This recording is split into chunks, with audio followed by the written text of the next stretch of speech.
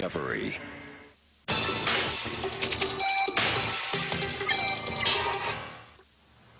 At How It's Made, we pride ourselves in showing you the nuts and bolts of how everyday items are made. So it's about time we visited a real nuts and bolts operation. We sure couldn't do without these tiny but essential pieces of hardware. If only they weren't so darn easy to lose. Nuts and bolts are made from what's called steel wire rod.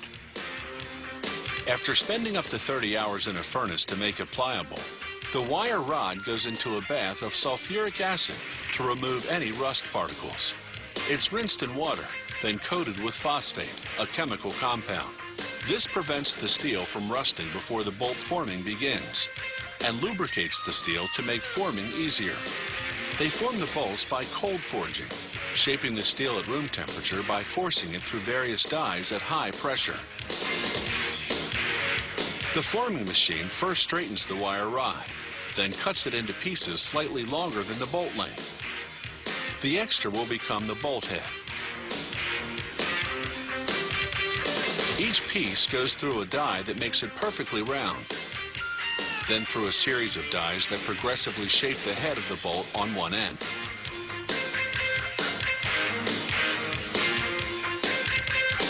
The machine heads up to 300 bolts per minute. Here's what the heading stages look like in slow motion.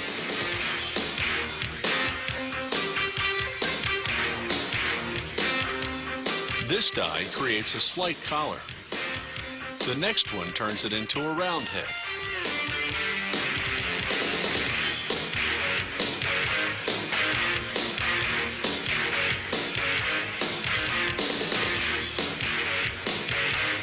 Then the last one transforms that into a hexagonal head, the most common shape.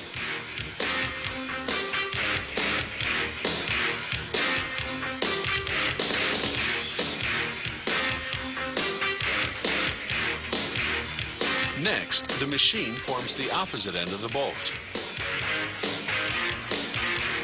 A tool called the pointer shapes the bottom of each bolt, creating what's called the chamfer, the part the nut catches onto. Here's the bolt before and after the chamfer. The bolt needs threads to enable the nut to screw onto it. Once again, they use the cold forging method.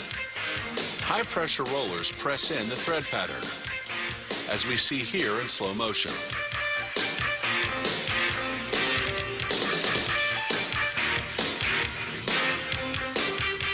This is the actual speed, up to 300 bolts per minute. During each production run, they take several samples to verify dimensions. They use various measuring devices, a micrometer to check the bolt's length, calipers to measure the width of the head, and a ring gauge to check the threads. To make the nuts, they use a process called hot forging. They cut steel bars into small pieces known as slugs, then heat them to 2200 degrees Fahrenheit to make them malleable. As we see here in slow motion, hydraulic hammers punch the slugs into hexagons, while a die pierces the hole.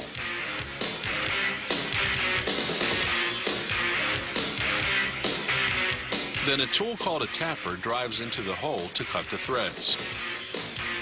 That black liquid is a lubricant oil to minimize wear and tear on the tappers.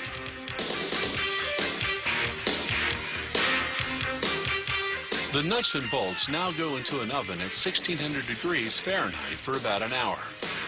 This gives them the required strength. Then a rapid cooling in oil for 5 minutes to solidify the steel's internal structure. By now, the steel is hard but brittle, so they heat the nuts and bolts for another hour. This removes their brittleness, yet maintains their strength.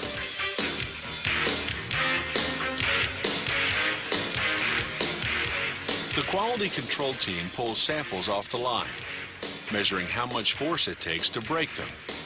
If a bolt meets its minimum strength requirement, it passes inspection, provided the break occurred in the threading, the weakest part.